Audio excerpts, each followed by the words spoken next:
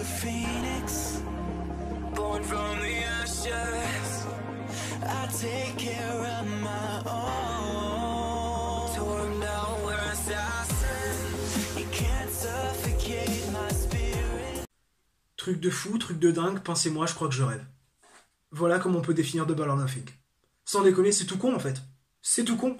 Et dire que ça fait une demi-heure que je suis devant ma caméra comme un con à essayer de trouver un mot exact ou un terme exact pour ne pas faire offense à la qualité exceptionnelle de ce pay-per-view historique de l'AEW. Sans déconner, c'était un truc de fou. C'était un truc de fou ce qu'on a eu dans les 8 samedi à dimanche. Du côté de Las Vegas, Nevada. Enfin, c'est l'essence même du catch. C'est ce qui fait que nous, fans de catch, aimons, adorons, vivons pour ce divertissement sportif, pour ce business.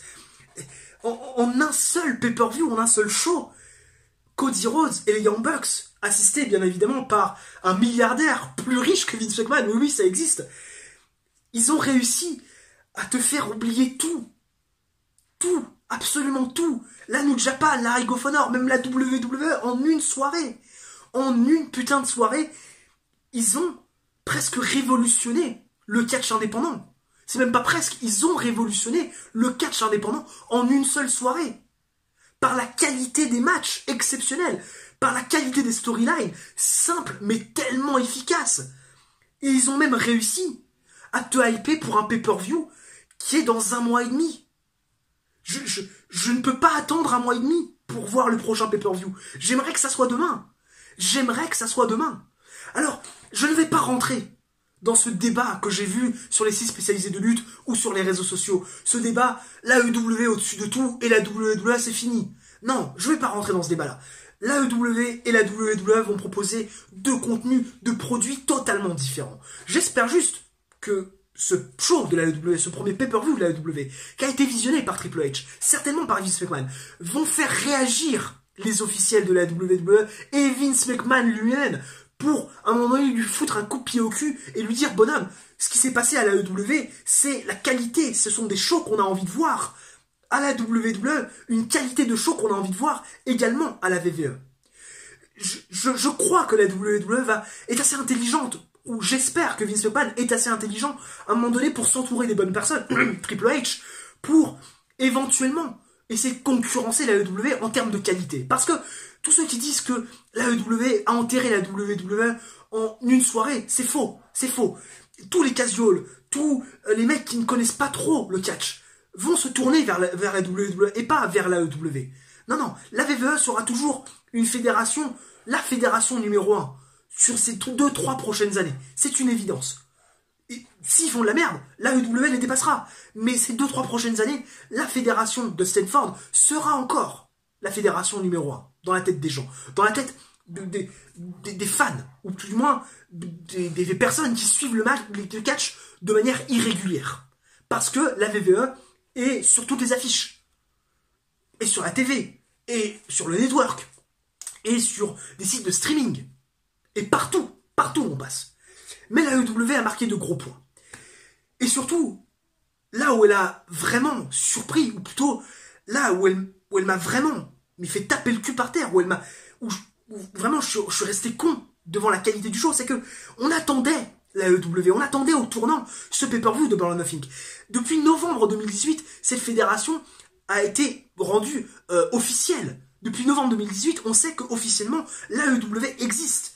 Ils nous ont, depuis ce mois de novembre 2018, promu Double or Nothing. En 4 minutes, tous les billets ont été vendus. 4 minutes. Sold out en 4 minutes. Il n'y avait plus une place de libre dans la salle. C'est un truc de fou. 4 minutes. Toutes les promos, tous les mecs qu'ils ont fait venir, tout cet engouement autour de ce premier pay-per-view de la AEW. On attendait, on s'est dit, on prend aussi le risque d'être déçu. Eh ben non. Les mecs ont été à la hauteur de nos espérances, et même largement au-dessus. Largement au-dessus en termes de qualité in-ring, en termes de qualité de storyline, simple mais efficace. Ils ont été au-dessus de toutes les attentes. Et ils nous ont gratifié de moments incroyables, de surprises, d'arrivée. Ayo Song Kong, ancienne membre de la TNA, ancienne membre de la WWE, qui était plus connue sous le nom de Karma à l'époque des Divas, qui est pas restée très très longtemps parce qu'on avait peur justement qu'elle les casse en deux, était présente. Ça a été une surprise. Elle était présente. John Moxley, Dean Ambrose à la WWE a fait son retour, a fait son arrivée, son retour en dehors des rings de la WWE, son retour dans un ring de catch depuis la fin de son contrat à la WWE et son arrivée dans la fédération de Cody Rhodes et des Young Bucks. En tant que John Moxley, il a attaqué Kenny Omega. On va avoir ce match-là certainement au prochain pay-per-view. On va avoir ce putain de match au prochain pay-per-view. Adam Page a gagné une Battle Royale dans le kick-off du show, est devenu challenger numéro 1 pour le titre de l'AEW qui a été présenté par Bret Hart, Bret the Hitman Hart, qui était présent pour promouvoir et présenter cette ceinture magnifique de l'AEW. Chris Jericho a battu Kenny Omega pour devenir lui aussi challenger numéro 1 au titre de l'AEW. Il fera face à Adam Page du côté du prochain pay-per-view pour le AEW World Championship. On a Cody et Dusty Rhodes qui nous ont offert un match exceptionnel. Fabuleux ce match. Pas en termes techniques, non, mais en termes d'intensité, en termes de suspense, en termes d'engouement de la foule. C'était incroyable. Cody Rhodes d'ailleurs aussi, pendant son entrée, qui s'est payé la tête de Triple H avec le trône, qu'il a défoncé, le trône de Triple H, qu'il a défoncé avec le marteau de ce dernier, pour vraiment commencer cette guerre, parce qu'il y a clairement une guerre entre la WWE et la WWE. C'est génial, c'est incroyable, j'ai des frissons avec d'en parler. On a eu un match tag team exceptionnel, incroyable ce match tag team. Les Lucha Brothers qui ont fait face aux Young Bucks, c'est le plus beau match tag team que j'ai vu de ma vie. Pour le Triple H Championship. C'était incroyable. Ça volait partout, t'avais l'impression que les mecs ils étaient 100 dans le ring. Il y avait pas de temps mort, c'était fou, incroyable. On a eu même un 6-woman tag, les mecs, un 6-woman tag. À la WWE, t'en as rien à foutre des 6-woman tag. Tu zappes direct. Mais là, tu zappes pas. Je connaissais pas les filles hein, qui étaient présentes. Apparemment, c'est des stars au Japon. Et après, je me suis renseigné après coup, effectivement. Elles sont très reconnues au Japon, hein, les lutteuses qui se sont affrontées dans ce 6-woman tag. Mais, je veux dire, au départ, tu connais pas les meufs, tu te dis, bon, qu'est-ce qu'elles valent dans un ring, bon, en plus, elles ont un look, en plus, c'est japonais, donc c'est un look différent, c'est une différence de culture, je trouve ça un peu ridicule, leur entrée, leur personnage. Et au final, dans le ring, elle te mouche, c'était incroyable, j'ai jamais été autant investi dans un 6-woman tag que dans celui que je viens de voir, quoi. Non, mais l'AEW a eu tout juste de A à Z. Je veux dire, vous avez également MJF, qui est connu dans le monde de circuit indé, qui a fait face également à Adam Page, qui a été éliminé en dernier à la Battle Royale. Il va avoir certainement un match au prochain pay-per-view de la AEW face à Jimmy Havoc. Moi, j'ai envie de voir ce match-là aussi, ça va être exceptionnel. C'est Cody et Dusty Rhodes, Cody Rhodes qui a teasé après son match face à Dusty Rhodes, un match avec lui et son frère. Donc, lui et son frère face aux Young Bucks, peut-être pour le Triple A World Championship, ou peut-être même pour le AEW Tag Team Championship, on ne sait pas. Bref, énormément de choses qui se sont passées. 3h45 de show. C'est la durée d'un pay-per-view de la WWE, la durée d'un putain de pay-per-view de la WWE. Dans un pay-per-view de la WWE, t'as toujours des temps morts, t'as toujours des moments où t'as envie de prendre une pause, boire un coup, manger un truc, faire un quart d'heure de pause pour essayer un petit peu de digérer le truc indigeste que la WWE te donne 95% du temps. Même si Money in the Bank c'était bon. Même si ça arrive pas à la cheville de la WWE, de ce premier pay-per-view de Ball or Nothing. Mais là, 3h45, c'est passé crème. J'ai d'une traite. J'étais là, mais c'est tout, c'est fini. Mais il aurait pu avoir 3h45 encore après. Mais je veux dire, je l'ai visionné d'une traite. Parce que c'était incroyable, exceptionnel, fabuleux. Et voilà pourquoi j'aime le catch. Et j'ai tweeté, juste après la vision de ce pay-per-view, juste après le visionnage de ce pay-per-view, j'ai tweeté, du catch comme ça, c'est trop bon. Merci la AEW. Parce qu'il n'y a pas d'autres mots. C'est simple, c'est efficace. Merci Cody Rhodes, merci les Young Bucks, merci ce millionnaire, ce milliardaire qui a décidé d'assister Cody et les Young Bucks pour créer une fédération de catch, pas seulement un show, mais une fédé, où il va y avoir des weekly dans pas longtemps, on va avoir des pay-per-view tous les 2 mois ou les 1 mois et demi. Merci de nous donner ça en tant que fan de catch, merci de nous respecter, merci de nous donner ce qu'on veut, c'est simple, merci de nous divertir. Merci de nous divertir, et au final, tu vois, c'est tellement divertissant, t'es tellement pris dedans, que tu te fous des résultats. Alors bien sûr, il y avait certains matchs Bien évidemment, je voyais le truc arriver à 100 000, je me doutais bien que Britt Baker allait gagner son match, parce que je savais, pour le premier match féminin, ah oui, parce qu'on a eu un match féminin, j'en ai pas parlé par exemple, mais tu vois, ça me permet de faire une transition toute gardée.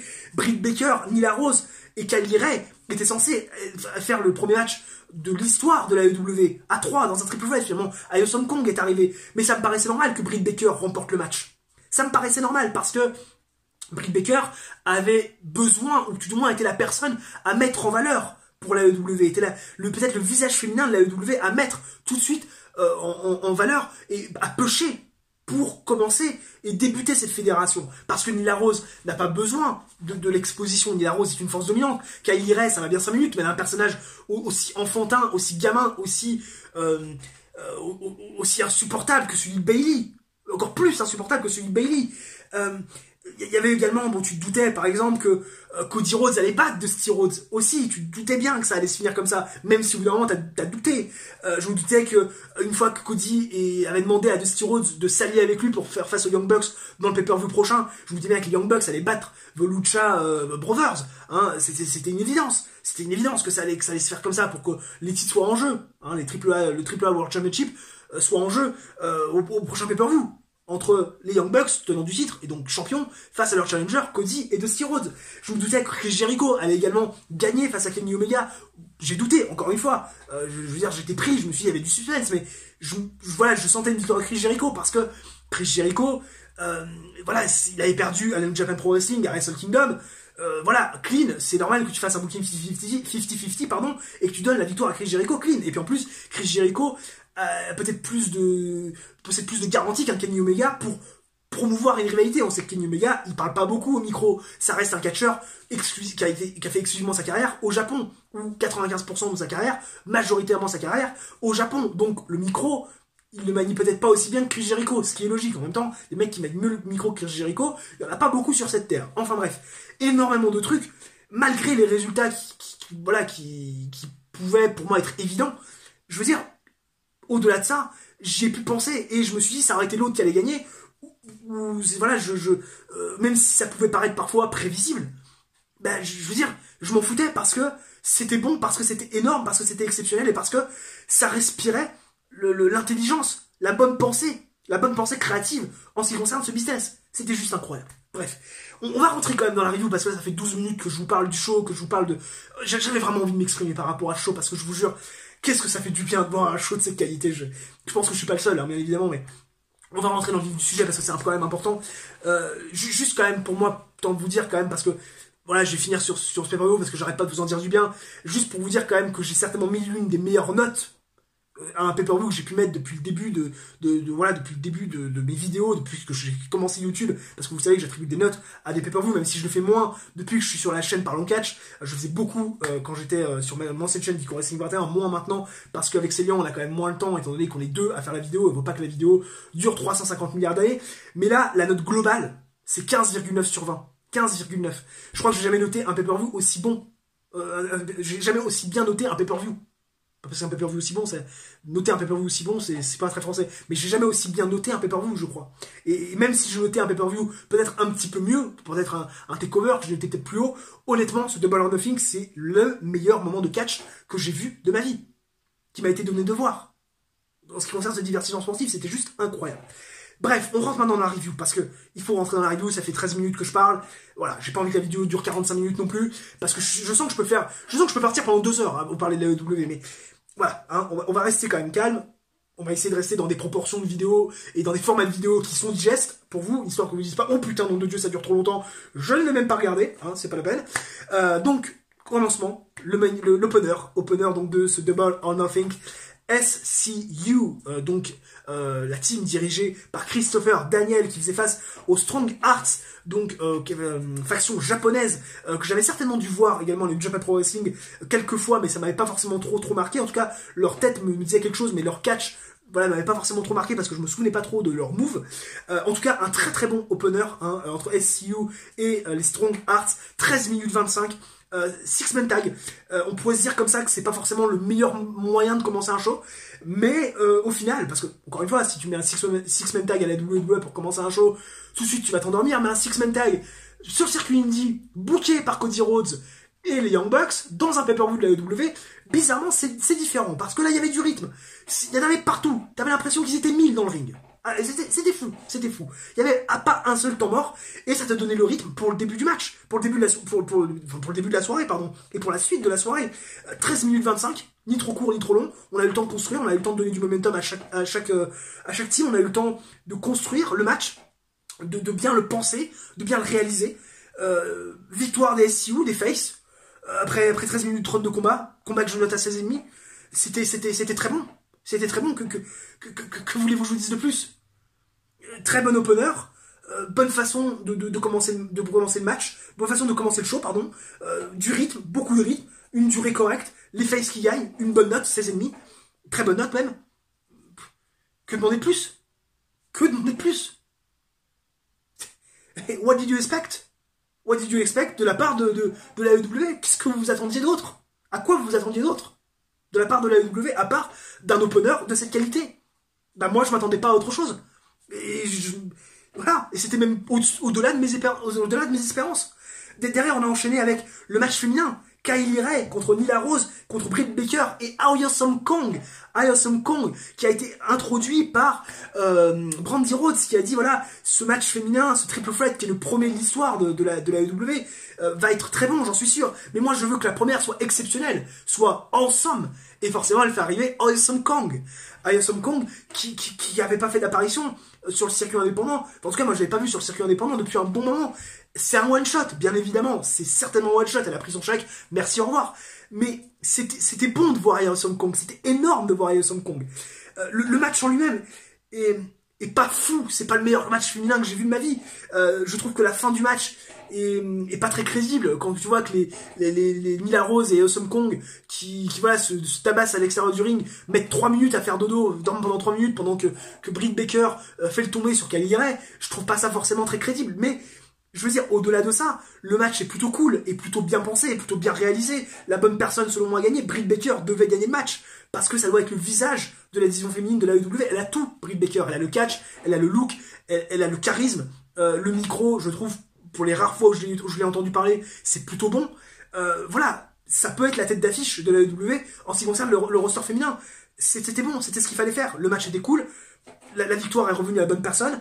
Un match où on leur a laissé plus de 10 minutes 30, 14, c'était bon. C'était bon, il n'y a rien d'autre à dire. C'était juste bon. Derrière, t'enchaînes avec un troisième match.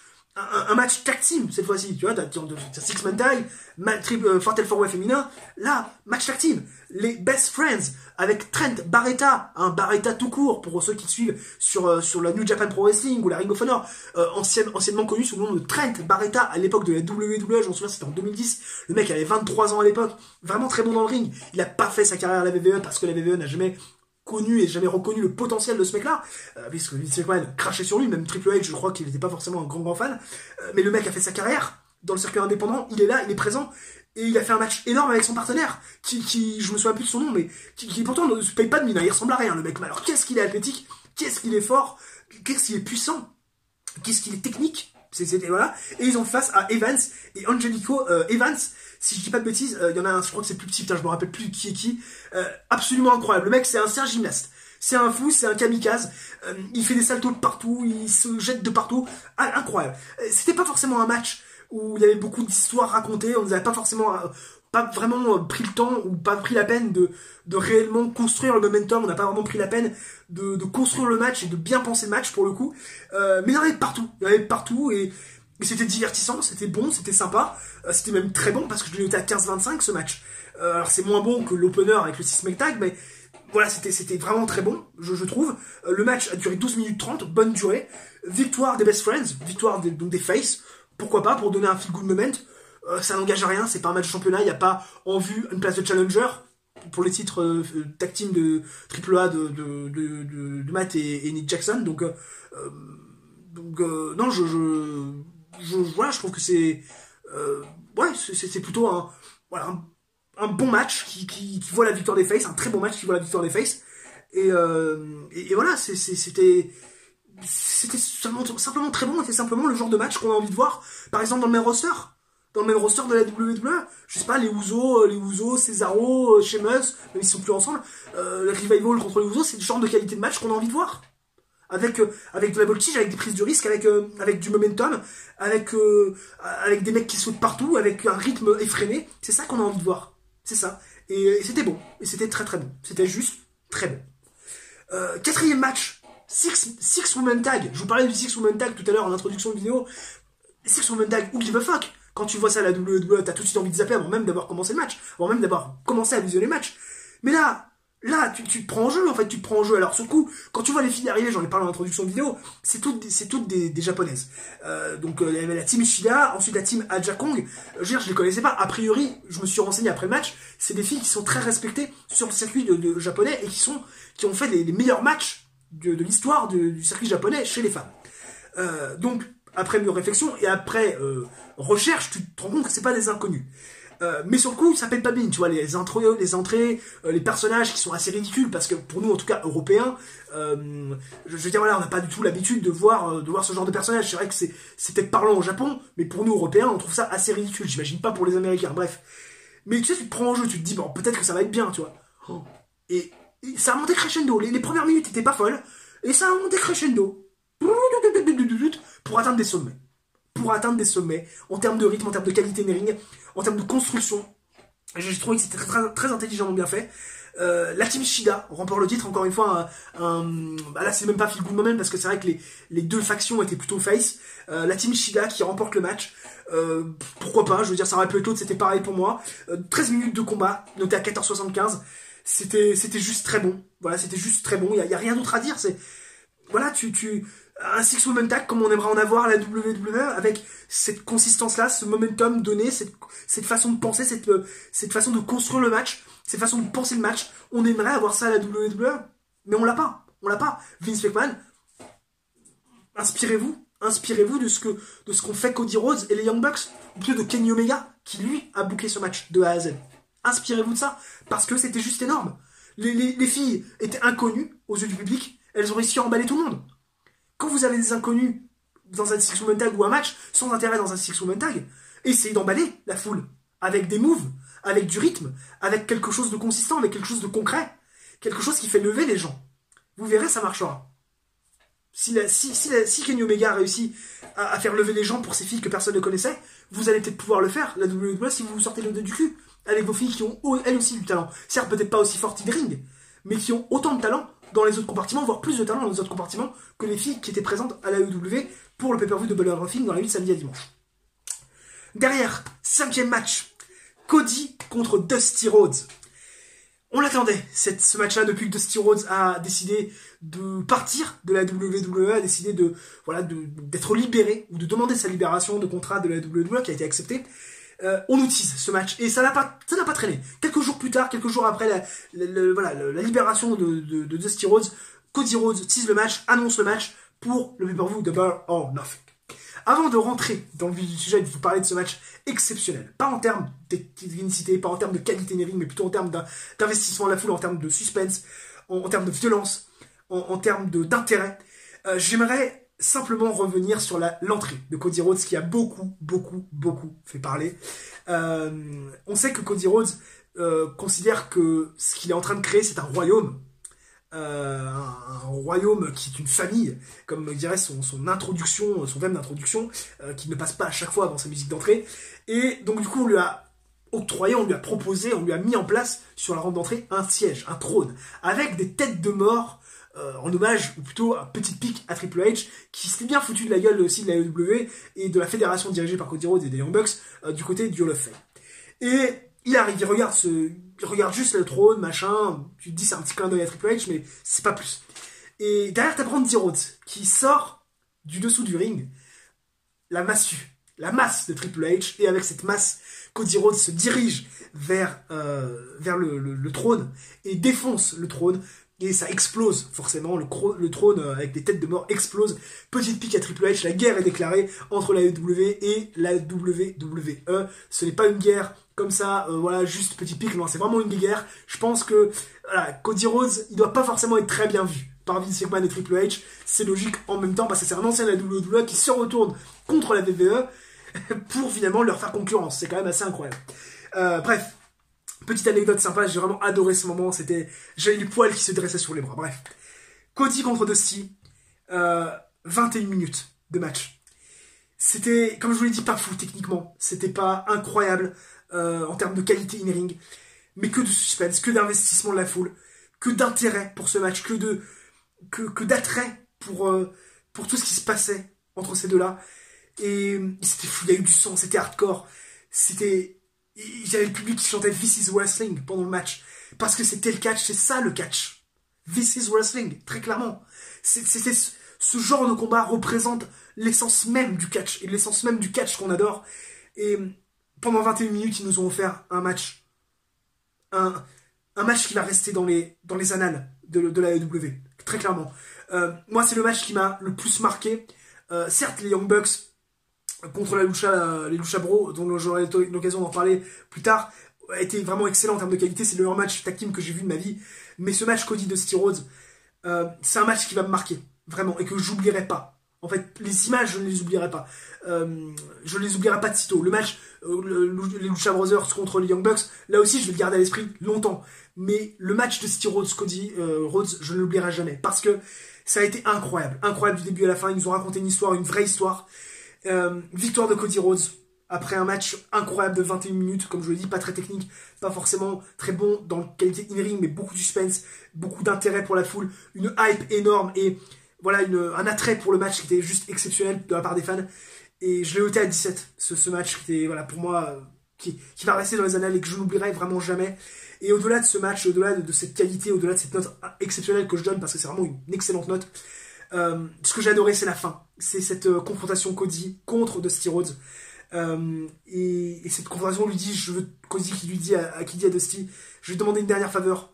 Voilà, j'ai envie d'affronter les Young Bucks, j'ai envie de battre la meilleure équipe du monde. Je pourrais le faire seul, parce que j'ai pas besoin d'un partenaire, j'ai pas besoin d'un ami. En revanche, j'ai besoin de mon frère, de mon grand frère. Et ce moment-là est exceptionnel. On sent l'émotion de Cody Rhodes, on sent l'émotion de Dusty Rhodes, qui sait que c'est la fin pour lui aussi. Le mois prochain, ce sera la fin. Et je pense que Dusty Rhodes ne savait pas, en fait, que Cody Rhodes allait lui proposer ça. Et c'est ça qui est beau. Et c'était incroyable, j'ai la chair de poule, rien d'en parler. C'est beau, c'est beau. Là encore, je vous parlais de matchs excellents, de matchs divertissants, de matchs vraiment très bons en termes d'in-ring. Et je vous parlais de construction, de storyline simple mais efficace. Bah, on est en plein dedans. Voilà, le simple mais efficace. C'est pas chercher à midi à 14h, mais ça, la EW, elle sait le faire. Elle sait le faire. Et elle a besoin que d'une soirée pour arriver à faire ça. Que d'une soirée. Ça donne quand même, ça montre quand même à quel point l'intelligence de Cody Rhodes et des Young Bucks est présente.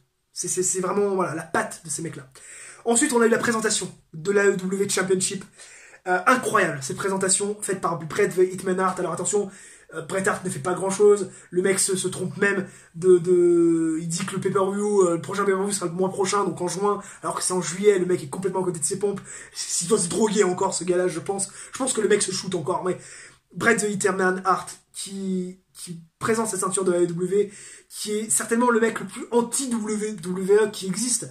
Alors certes, il s'est réconcilié, mais c'est quand même une sacrée pique et une sacrée fuck de la part de la AEW envers la WWE d'amener Bret the Hitman Hart pour présenter cette ceinture de la AEW. C'est juste incroyable. Et la pop était présente. Derrière, il y a eu Adam Page qui est arrivé pour prendre goût et voilà, pour voir un peu cette ceinture de plus près. On a MJF, dernier éliminé de la Battle Royale, qui a été éliminé par Adam Page, qui arrive, qui fait du trash talking, excellent heel, qui est très jeune d'ailleurs, il a 23 ans ce garçon. Vraiment, c'est le futur du catch, pas seulement de la AEW, mais vraiment le futur du catch, parce que très bon micro. Je trouve qu'il a pas mal de charisme, même si, attention, c'est pas le charisme incarné non plus, mais il a quand même pas mal de charisme. Et dans le ring, c'est loin d'être dégueulasse. Donc vraiment, c'était assez intéressant cette confrontation. Jimmy Havoc aussi qui arrive, on sait qu'ils ont un passif sur le circuit indépendant. Je me suis un peu renseigné là-dessus. Ils vont faire ce match certainement le mois prochain, ou plutôt, je vais me parler comme Bret the Hitman Hart maintenant, en juillet prochain, pour le prochain pay-per-view donc de la AEW. J'imagine qu'on va avoir ce match-là. Ça va être assez exceptionnel. Une belle présentation. C'était cool. Et ça, c'est le genre de segment, encore une fois, qui dure 10 minutes et tu vois pas le temps passer. La WWE dans un Monday Night Raw, dans un SmackDown Live, surtout dans un Monday Night Raw parce que dans un SmackDown Live ça se discute encore, mais dans un Monday Night Raw, 10 minutes de promo, tu te fais chier, tu te fais radicalement chier, et là tu ne te fais pas chier. Tu es pris dedans et tu te dis c'est tout, limite. Tu te dis c'est tout, pourquoi il n'y en a pas encore? 6e avant-dernier match. The Lucha Brothers face aux Young Bucks pour le AAA Tag Team Championship. Je vous en ai parlé en introduction, en préambule de cette vidéo, je vous en ai même parlé il y a quelques minutes au travers de plusieurs matchs. C'est le meilleur match tag team que j'ai vu de ma vie. Je l'ai noté à 19. C'est fou. Enfin 18,5. J'aurais voulu me mettre à 19, mais je sais pas, sur le coup je me suis dit 18,5, c'est la meilleure note, c'est la note que j'aurais mise. Un match absolument exceptionnel. Je pense qu'on peut pas faire mieux. Ou alors si on fait mieux, c'est qu'on atteindra des sommets. Peut-être même qu'on tutoiera à la perfection. Parce que ce match était incroyable. On a peut-être les deux... Allez, peut-être... On a deux des 5 meilleures équipes au monde. Les Young Bucks pour moi sont les meilleurs. Les Usos sont la 2e meilleure équipe au monde. Je pense que les Lucha Bros font partie du top 5. On a vraiment 2 des 5 meilleures équipes au monde dans le ring. Et ça s'est senti. Il y a eu du temps. 24 minutes. 24 minutes pour ce match. Du momentum partagé. Des prises de risque. En veux-tu, en voilà. Des oh my god moments. Du début à la fin. T'as l'impression qu'ils étaient sans dans le ring. Il n'y avait pas un temps mort. Et c'était juste incroyable. Et la fin du match... certes, c'est un peu bouqué comme l'Indy, il n'y a pas une fin de match construite à la WWE, beaucoup plus travaillée, peut-être beaucoup mieux pensée. Mais là, pour le coup, ils ont vraiment voilà, montré, ils ont fait le catch champagne. Les Young Bucks gagnent le match. Ça me paraissait logique qu'ils le gagnent après l'annonce de Cody Rhodes. Voilà son avis de faire équipe avec Dusty Rhodes pour affronter les Young Bucks. Donc ça me paraissait logique que les Young Bucks conservent leur titre. 24 minutes de combat que je mettais à 18,5. Voilà, j'espère qu'on aura un deuxième match entre ces deux factions plus tard, pas tout de suite, mais plus tard, dans 2-3 mois. J'espère qu'on nous remettra ce match-là pour que voilà, on ait encore une fois une revanche et voilà, une nouvelle vision de ce match-là qui a juste été fabuleux, vraiment, du début à la fin. J'ai pas de mots tellement c'est fabuleux, c'est même pas un mot assez fort, quoi. Et puis le 7e match, les gens. Chris Jericho face à Kenny Omega, Alpha contre Omega. Alors, Alpha, bien évidemment, c'est le nom que s'est donné Chris Jericho sur le circuit indépendant pour faire face à Kenny Omega. On rappelle que Alpha, dans une meute de loup, c'est le leader et l'Omega, c'est le plus faible. Hein, voilà, pour tous ceux qui n'avaient pas compris le sens du truc, même si je pense que la plupart des gens l'ont compris. Hein, je pense qu'il n'y a pas... Voilà, vous n'êtes pas totalement inculte, j'imagine. Match pour être challenger numéro 1 pour le titre donc vacant, et donc affronter Adam Page pour le titre vacant de la AEW World Heavyweight Championship. Match qui a été vraiment bon, de très bonne qualité même, je l'ai noté à 15,75. On aurait peut-être pu s'attendre à mieux. Je trouve que ils ont fait un match du même acabit qu'à New Japan Pro Wrestling. C'était très bon, mais c'était pas exceptionnel, c'était pas à la hauteur d'un main event, tu vois. J'aurais peut-être préféré voir Cody contre Dusty, j'aurais peut-être préféré voir un Lucha Bro contre Young Bucks, peut-être aussi, voilà, dans ce main event, parce que ça aurait peut-être mieux clôturé le show en termes de qualité, mais en termes de storytelling, c'était très intelligemment bien joué. Le match était vraiment cool, je l'ai noté à 15,75, 26 minutes, ils ont le temps de s'exprimer. Chris Jericho est le vainqueur du match, c'est la valeur sûre, il possède plus de garanties que Kenny Omega au micro pour promouvoir une rivalité, parce qu'il est quand même meilleur que Kenny Omega dans ce secteur-là. Et puis surtout, ce qui justifie que ce match-là était dans le main event, c'est le segment qui arrive juste après. C'est l'arrivée de Jon Moxley, anciennement Dean Ambrose, qui fait son retour sur les rings après sa demande de libération de contrat à la WWE. Il fait son retour en tant que Jon Moxley. Il attaque finalement Chris Jericho, dans les listes sur Chris Jericho, dans les listes sur l'arbitre, et derrière il s'en prend à notre ami Kenny Omega. On a une baston qui se font à l'extérieur du ring, et derrière il porte un... Petite coupure, excusez-moi, le portable s'est cassé la gueule. Donc je disais un Dirty Deeds de Dean Ambrose sur les jetons géants donc de Casino, hein, en rapport bien évidemment avec le thème de ce pay-per-view.